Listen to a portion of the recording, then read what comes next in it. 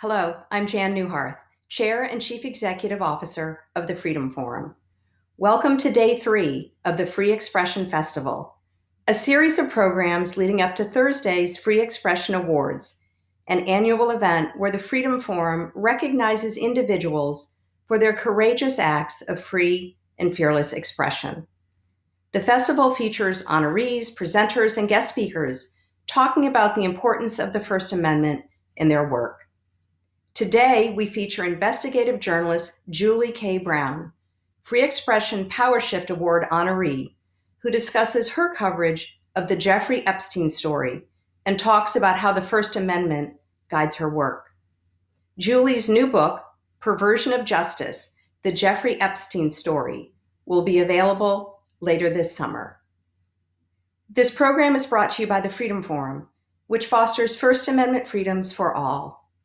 Our vision is an America where everyone knows, understands, values, and defends the freedoms of religion, speech, press, assembly, and petition. And now, please welcome our moderator, Gloria Riviera of ABC News and the Press Forward, who is also a member of our PowerShift Advisory Board.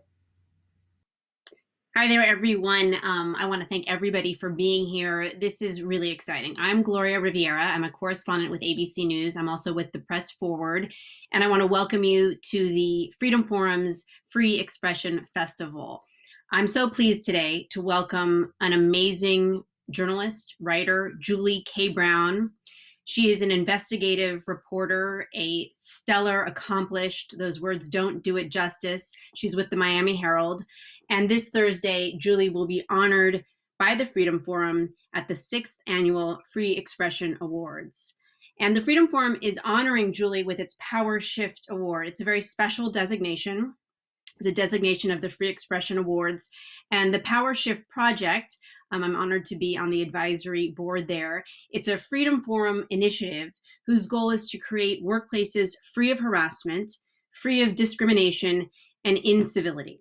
It seeks to create a workplace full of opportunity, especially for those who have traditionally been denied it. During her 30-year career, Julie has always focused on crime, justice, and human rights issues for a number of publications. Her series, Perversion of Justice, examined how Jeffrey Epstein managed to arrange a secret plea deal and escape life in prison, even though he was suspected of sexually abusing more than 100 underage girls and women. And you heard me pause there because when I read 100, having read some of Julie's work, I thought it can't possibly be limited to 100, but we'll ask her about that. Her series and her subsequent coverage of the case in 2019 led to the resignation of President Trump's then Labor Secretary, Alex Acosta, Epstein's arrest on new federal charges in New York, and reforms in the way prosecutors treat victims of sex crimes. It goes on. Julie's list of accomplishments is long. She won a for a series of stories about abuses and corruption in Florida prisons. Those stories led to the resignation of top agency officials, firings of corrupt corrections officers, and a complete overhaul of the treatment of inmates in institutions with mental and physical disabilities, as well as women in Florida prisons. I personally have so enjoyed listening to Julie as a special correspondent in the podcast Broken, that looks at the entire Epstein story. We look forward to hearing more about that with Julie now. Welcome, Julie. Thank you for having me. And thank you for this honor. This is awesome. Really awesome. I was only interrupting you to say how delighted we are to have you here. And we will get to some questions. Obviously, I'm very eager to talk about all things Jeffrey Epstein. The entire journey you must have taken as a reporter on that story is just incredible. But before we get there, I want to start with your thoughts on the First Amendment and how, in retrospect or in real time or always, the First Amendment guides your work. Right. Well, I think that I've never probably been more mindful of the First Amendment in some of the recent court decisions involving press freedoms as I was with this story. Because as you know, this story was fraught with minefields for people who are very powerful to try to threaten us or intimidate us into not doing this story, quite frankly. So I've had to really understand how important some of the laws that we have here have helped the media, expose horrible injustices such as this. Even while I was covering this story, we were threatened several times by some powerful people with filing lawsuits against us. And anyone in the media understands that is something that, even though we have protections against them, it still costs media companies a lot of money to fight these lawsuits. So it can be a very difficult thing to manage when you are facing that kind of pressure. Do any of those stand out to you now that you and the Miami Herald narrowly avoided, or did they go away once the story was published? How was that resolved with your employer and you? Well, I've been doing this a long time, and I just said recently to a student who I was interviewed by that I think everything that I've done in my career sort of prepared me for this story, because during my career I've had to do a lot of stories that were potentially could cause legal problems for us. So I have had to train in order to how to do those kinds of stories without that happening. And so when I embarked on this project, there were certain things that I was so mindful of, that I ensured that I had all the documents to back up every single sentence in the story. For example, I didn't use any unnamed sources in this story. I just was very organized and methodical in the way that I set about doing it, so that it would be airtight, essentially. Knowing what the lawyers, after doing this for all this time, I knew what the lawyers were going to ask before they asked it. So I was just really very careful, probably more careful than I had been in any story that I had ever done in my career. I read that you had an entire spare room filled with documents relating to this story. Is that true? Right. I had them spread out in file boxes all over the place. And, I had them organized. I had a clipboard with every document that I knew was going to be, uh, vital to the story. I had a clipboard that had the document right there, so that, if, for example, a lawyer asked, well, how do you know that? I'd say, here's the document. So I just, I mean, and that was key to this story, because I knew that this was going to lead to a lot of backlash, and I didn't want anything to be wrong. I mean, the worst thing for a reporter to happen is to find out something's wrong, and I was just incredibly careful about everything that I put into the series. Um, One thing that I thought struck me as a sign of respect as a reporter, and I'm curious to know how it informed your approach, was the letters that you wrote to victims. And I've read and listened to enough to know that you really focused on victims, but you wrote them letters. Why did you write them letters, and what did they say? Well, I tried, in my mind, I was thinking, how do you can't just pick up a phone and call somebody who was sexually abused as a teenager when they were 13 and now they're 29, and say, hi, by the way, I'm a reporter and I want to know about this. I mean, it just doesn't work that way. And so I had to go through my mind about the best way. And trust me, I didn't think of the letter initially. Initially, I thought, okay, well, I have to go in person. So I went on, it took me a long time to find their names to begin with, because of course they were minors. So all their names were redacted from all the court papers. But when I finally had tracked down, a good deal of them, I thought, well, I'll go up to Palm Beach and I'll see if I could talk to them. And the very first door that I knocked on, a gentleman answered the door, and he said he was this woman's father. And I immediately realized, I said, is so and so here? And he said, no, she's not here. And I immediately realized what do I say when he asked me why I want to see her? He hadn't asked me who I was yet. And I sort of got out of there pretty fast before he had a chance to ask me those questions. Then I went to the next door and I realized the woman was married. And I thought to myself before I went up to the door, what do I say if her husband asks me what I want? So I thought I'd better regroup and figure out another way to do this. And I had recently done a story about a Navy SEAL that was killed in Yemen. He was the first soldier killed under President Trump. And I wanted to do a story about him. His father was very reluctant to do so. But he had given me his business card and I gave him mine. And I said, I'd really like to talk to you when the time is right. And, a week or two went by and I didn't hear from him. So I wrote him a letter, and explained to him, what I wanted to do and how I wanted to understand who his son was.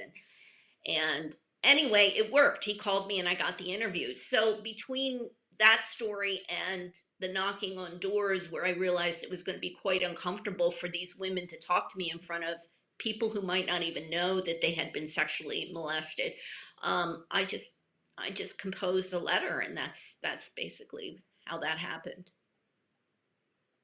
I also read that you said you didn't get a lot of responses, but you got some.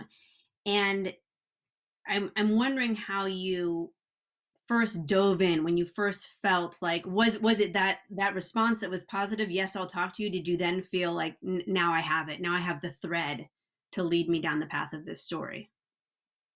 I wish it was that easy. It really wasn't. What happened was, I got a couple of responses, but they weren't all positive, quite frankly. In fact, one of the responses was from a lawyer who represented a bunch of them, and they said, "You better leave our client alone," kind of thing. And one of the couple that seemed like they were possibilities, I still had to talk to them at length, to explain to them in person. The one woman who ultimately decided to sit down with me, Michelle Licata, had contacted her attorney, and her attorney then told her, "Don't do it." And so I talked to her some more, and she lived outside of Nashville, and when my videographer Emily Michaud and I got to Tennessee, we really didn't know when we showed up there whether she was going to go through with it. We weren't confident she was going to go through with it. We were hopeful. Um, and even after the interview was over, I was very worried she was going to call me and tell me, "Oh, I don't want to do it." So it was a process where we had to gain her trust, and she I think understood what we were aiming for. I mean, one of the things that we realized that we could tell these women, was you don't have to talk about the abuse at all. This isn't a question of where we're questioning whether you were abused, period, because these women were all listed as part of the federal case. They were listed officially as victims. So I didn't feel that they needed to, unless they felt comfortable enough, talk about exactly what he did to them. So I think that helped ease their fears a lot. I want to go back a little bit to how you first got into journalism. You grew up outside Philadelphia, left home at 16, and you worked your way towards a magna cum laude degree from Temple University. You say that you've always been sensitive to injustice. Clearly, your career shows that. Was it that sensitivity to injustice that drew you into journalism, and more specifically investigative journalism, or is it not that simple? I'm curious about the path that led you here. Well, I think the way that I grew up and the disadvantages that I felt growing up really impacted me and my decision to do what I wanted to do. I remember one time I came home from school. My mom was a single mom, and I remember one time coming home from school, for example, and all the furniture in our house was gone. And the furniture wasn't furniture my mother had purchased. It was furniture that was made by hand by my real father. Okay, we owned the furniture, but because my mother hadn't paid the utility bill, the electric company or the phone company, I don't remember, or what company it was at the time, they decided to just come and take our furniture out of the house. And it was things like that that happened in my life that made me think that, This is just so wrong. My mom's working two jobs. She has three children supporting on her own. And you come and you take the furniture that my father made out of the house. I mean, it just, and there were a number of things that happened to me in my life like that. And I think that all those things led me to want to be a fighter, to fight for people who aren't able to. I mean, they're just, to me, it just seemed all wrong, and I felt like there has to be a way to show other people why this is so wrong. And, that's just kind of what led me to become a journalist. Yeah, you say that it seemed all wrong, and it makes me think of um, you have said that when you heard it was Alexander Acosta who was being considered as Trump's labor secretary, you paused for an important reason. Why was that so critical to you? Well, it was the same thing. It just defied common sense, even that there was no dispute that this man had molested countless underage girls. There was no dispute over that. And so, how do you justify just basically giving him a slap on the wrist and saying, go on with your life? I mean, I was mindful of the fact that these young women now were young women, but girls then probably weren't able to go on with their lives the way that a wealthy financier like Jeffrey Epstein with great political connections was able to do after going to jail. And I just thought to myself, it didn't appear to me that these women had really been given a voice before. And I thought, I want to hear what they have to say about the fact that this man who gave the person that preyed on them, this slap on the wrist, and now the person that approved that deal is heading an agency that has oversight of human trafficking and child labor laws. I mean, how does that happen? It struck me because when that happened, Epstein had already served prison time, right? Very cushy, as has been reported in It your work with wasn't Miami prison. Herald. Right. Yeah, So and it please wasn't explain prison that. So time. please that and my Yeah, question is, what was the understanding of that? for anyone who doesn't understand the Florida incarceration system, Florida has a very brutal, violent, corrupt prison system, the state of Florida. Normally, someone like Epstein would serve time in that prison. As you could imagine, being convicted of any kind of a sex crime, let alone a sex crime involving young people, he would have been the lowest common denominator in that prison system. But he quietly was able to negotiate a deal where he had a cell in a private wing at the Palm Beach County Jail. This meant that he was allowed to keep his cell door open. He was allowed to sleep naked. He was allowed to have his lights off, where most all the other prisoners or inmates there had to, of course, have a light on in their cell 24 hours because the guards always want to see what they're doing in the jail cell. He Shortly after he got there, he was able to get out on a work release program where he was able to have a chauffeur, his own private driver, pick him up at the jail early in the morning, take him to an office that he had set up outside his lawyer's office in this beautiful high rise overlooking the water in Palm Beach, spend literally 12 or more hours there a day, have visitors. At times he was allowed to leave and go back to his house.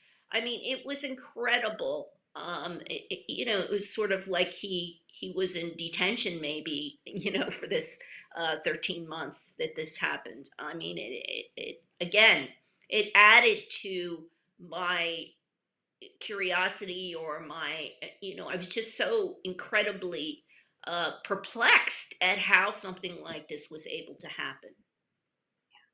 When you said it added to the word in my mind was outrage, but I credit I you was as a going to say journalist too. Yeah, who that were too. perplexed. Yeah. Yeah, there's outrage there as well. Um, and it was Alexander Acosta who signed off on that deal, was it not? That he could have that set Yes. up. Well, he didn't. I don't. it's not really clear, but I don't think that maybe Alex Acosta knew every single minutia of the deal, including that part of it. I think that's part of the brilliance of how Jeffrey Epstein manipulated the system. He manipulated it piece by piece by piece, and he had players at each stage of this process that were connected somehow so that he could manipulate. The Palm Beach County Sheriff was responsible for that.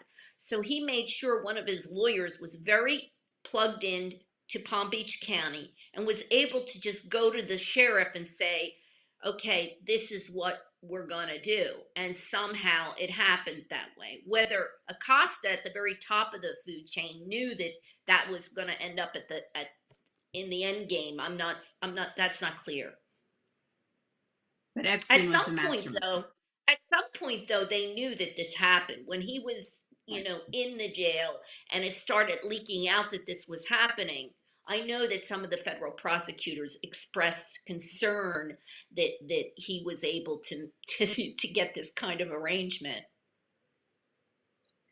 Um, I want to move on to the experience of the challenges of the story. And I know that that list is long. I mean, one thing that I am interested in is the way you went about it, because I've read that there are constraints at the Miami Herald, that your videographer was the only videographer on staff, and the process of reporting was difficult because of the budget behind the story, and that I read, correct me if I'm wrong, that sometimes you wouldn't even file your expenses, or you'd share, you'd cut them down as low as they could go. Did you feel, how did that affect how you approached the story?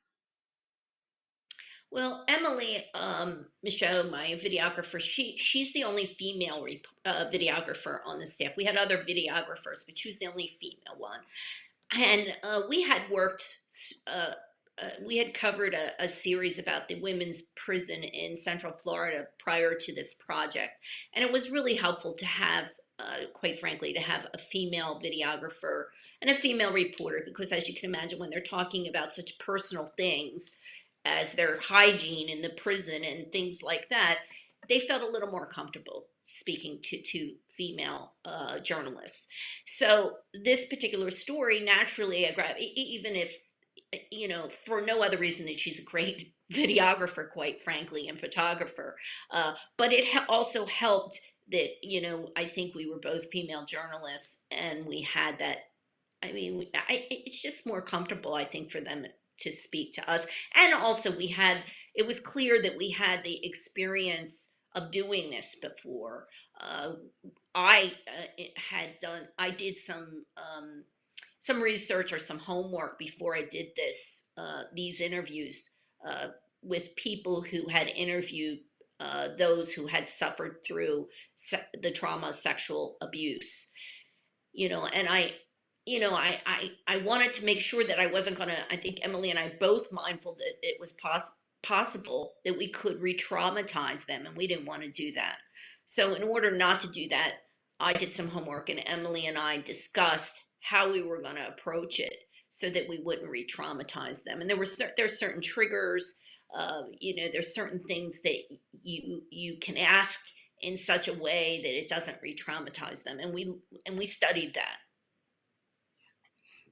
I'm getting this sense that you have this approach that's informed by so many aspects of who you are as a reporter, this toughness, but this wonderful combination of sensitivity and respect for who you interview.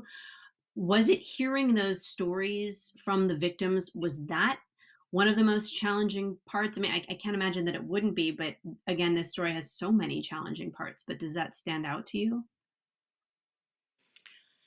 When I know when we Michelle Licata was our first interview, and we didn't know how bad it was until we interviewed her. We, I'm getting goosebumps just thinking about it because it was just incredible. I mean, she sat there, it was very raw, and she just talked about her life and how this one event had changed the whole course of her life. And just all the, trauma she went through. She didn't have the support of her family. Her family didn't understand what she was going through. I mean, there was so much in that interview. I don't even recall how many hours the interview was, but Emily and I got in the car afterwards and we were heading to the airport, and we were really quiet. And that's not usual for Emily and I. We usually go off and are very chatty about interviews and how we want to approach the story. We were like in shock. We were really in shock. We couldn't believe what we had just heard. We really couldn't. And I thought, I got to call Michelle as soon as we get to the airport. I was worried about her. And before we could get there, I got a call from Michelle, and I thought, okay, she's going to want to back out, because this was the story she told was incredible and moving and powerful, and it was just, I can't even describe how I reacted to it. It was just amazing and scary, and every emotion you could ever imagine. And she said to me, I expected her to say, I'm going to back out of this, and she said, I can't tell you how happy I feel. I've been waiting for somebody to listen to me and listen to this story for 10 years. And she was just happy. She said, I feel like, a boulder has been lifted off my shoulders.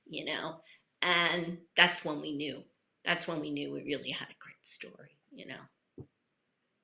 And it kept coming after that, didn't it? Yeah, it did. But the reason why that was so important was a lot of the other parts of the story were so grueling and so challenging, and reading through court depositions, that are 500 pages long, and they're asking, like, all these immaterial things that you have to read through in order to get to the good stuff. I mean, but having that interview helped me get through all the grueling, tedious reading and studying and researching that goes along with putting something like this together. That makes so much sense. I mean, um, speaking of court documents, can you share with us anything about where the case is now? Can you share with us what you think might happen next in this case?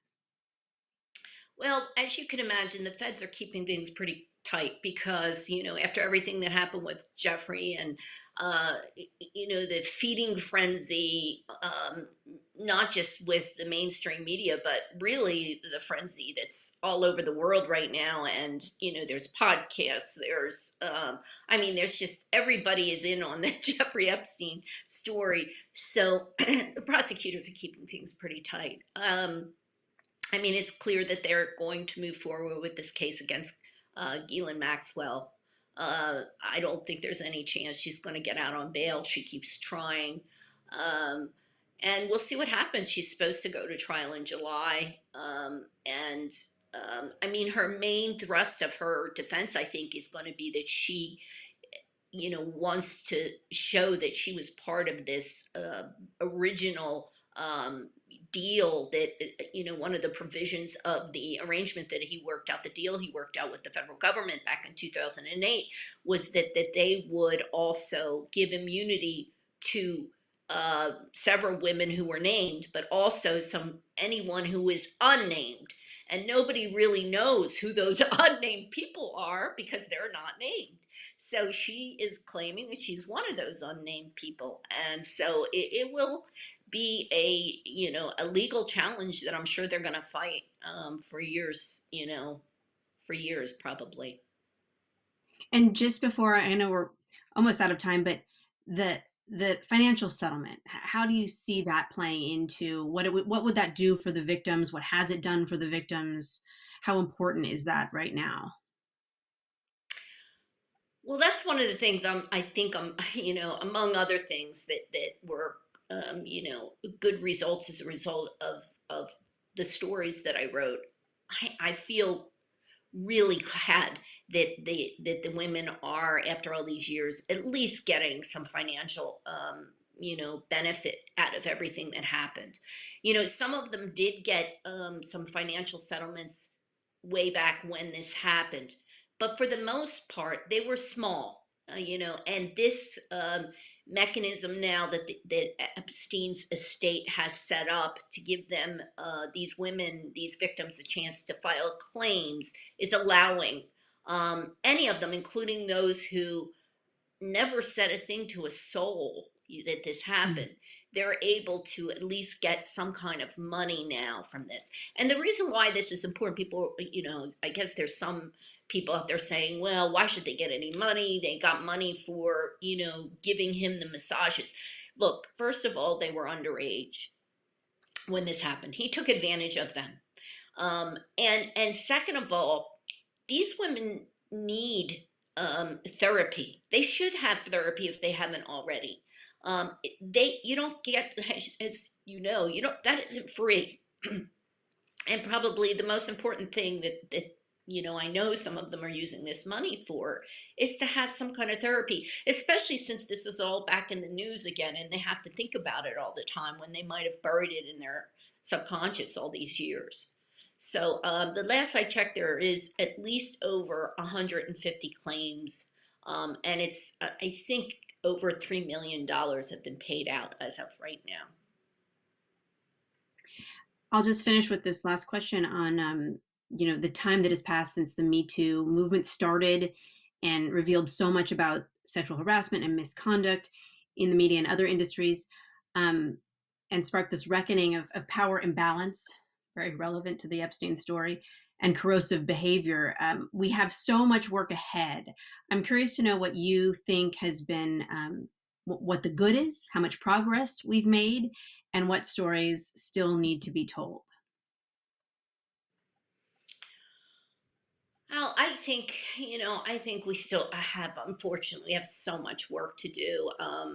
I think that every time I feel like, oh man, this is so great that this is happening, then something else happens in the news that makes me realize how far we have yet to go.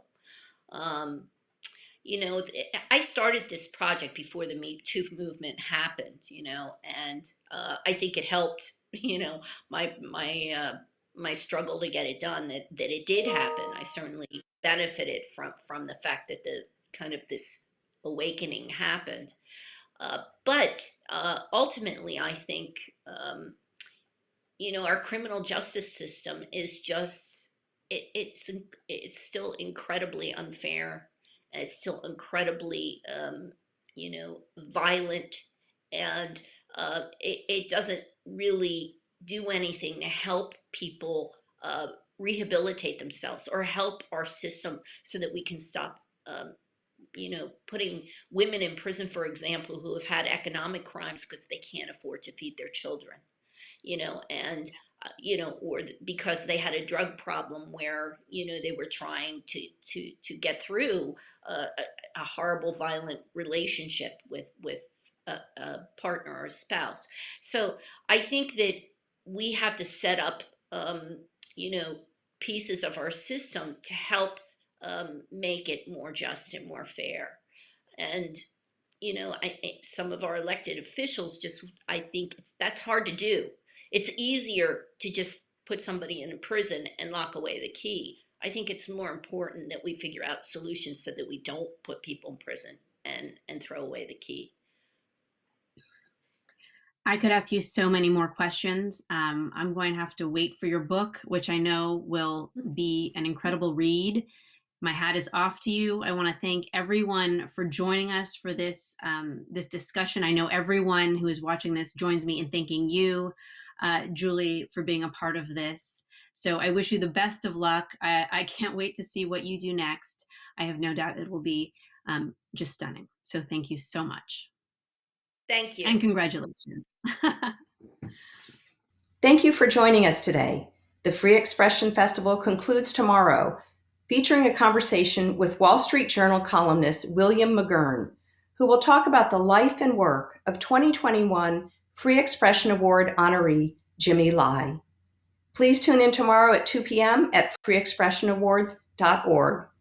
And you can catch up on all the Free Expression Festival programs by visiting our YouTube channel.